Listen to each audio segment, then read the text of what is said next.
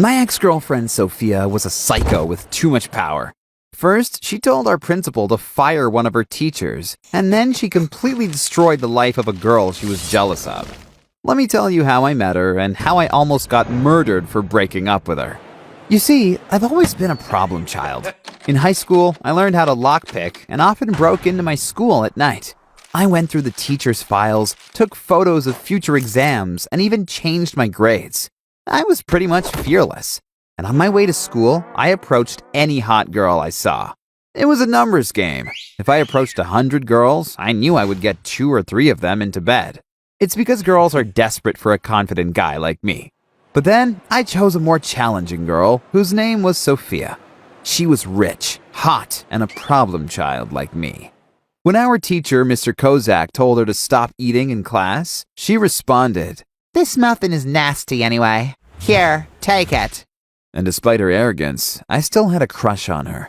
After class, I said, "You are really cute when you're angry." Oh God, is that your pickup line? No, I mean it. And anyway, I go to a party tonight. Wanna come? Okay, fine, but don't disappoint me.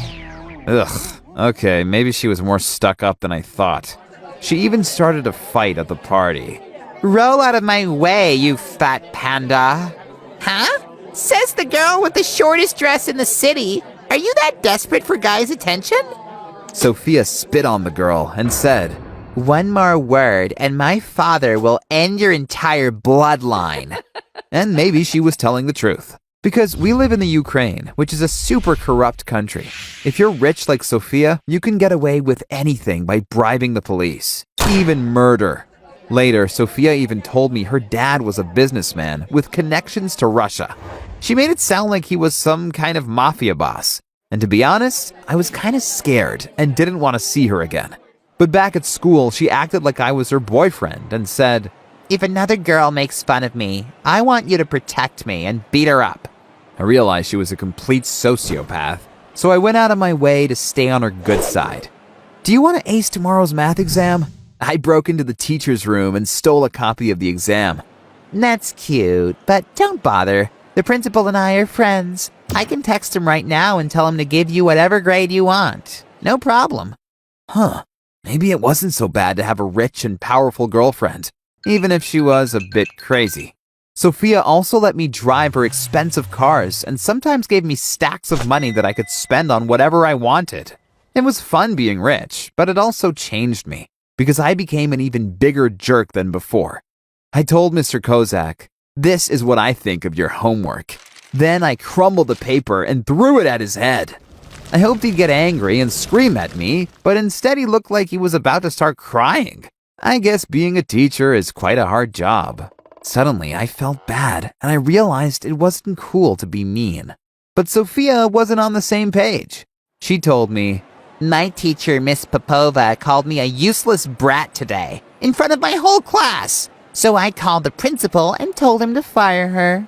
"What? Miss Popova has 4 kids and no husband to support her. Do you want her to become homeless?" Oh, who cares? She deserves it. The following week, Miss Popova didn't come to school anymore. I felt so awful that I even apologized to Mr. Kozak for throwing a paper at him. Afterward, I broke up with Sophia, saying, "It's not going to work out between us. I don't belong into your rich world, and I never will." She stared at me for a while and said, "Fine then, go away." Finally, I had my freedom back. But when I got into a new relationship with my classmate, Yana, weird things started happening. "It's so unfair. Suddenly all my teachers give me D's on my exams. Now I'll never get into a good university." I had a suspicion and asked my ex-girlfriend Sophia if she had ordered the principal to give Yana bad grades. "No, I would never do that. You know I'm a good girl." Okay. What can I do to make you stop hurting Yana? "Tell me why you like her more than me. You think she's prettier?" No, but she's a kind person, and you scare me.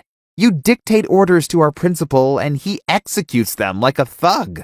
Suddenly, she burst into tears, saying, "Just give me one more chance. I'll prove to you that I'm a good person." I didn't have a choice, so I agreed to get back with her. But first, I had to break up with Yana, and she didn't take it well. I knew it. You only said you loved me to get me into bed. I hope you die. I felt bad for breaking her heart, but that's life. Afterward, I met up with Sophia, who tried to be a good person, but couldn't pull it off. You can't even tie my shoes. How freaking stupid are you? And on our way to school, she said, I don't like those people sleeping on the streets. They always smell bad. Oh, Sophia, just because you were born into wealth doesn't mean you are better than them. But Sophia didn't get it. Empathy just wasn't in her vocabulary. And then I met her father. During dinner, he kept staring at me like he wanted to kill me. Afterward, he even took me aside, saying, If you hurt my daughter or upset her in any way, then the police will find your corpse in a dumpster. I politely responded, Yes, sir. But now I knew for sure I had to get away from her. So I pretended I was depressed. Let's make out. Come on. I don't feel like it. Let me sleep. I did that for 2 weeks until she finally had enough and dumped me. It's over now, but I won't get a new girlfriend until I graduate high school. I'm just too worried that Sophia would ruin it again.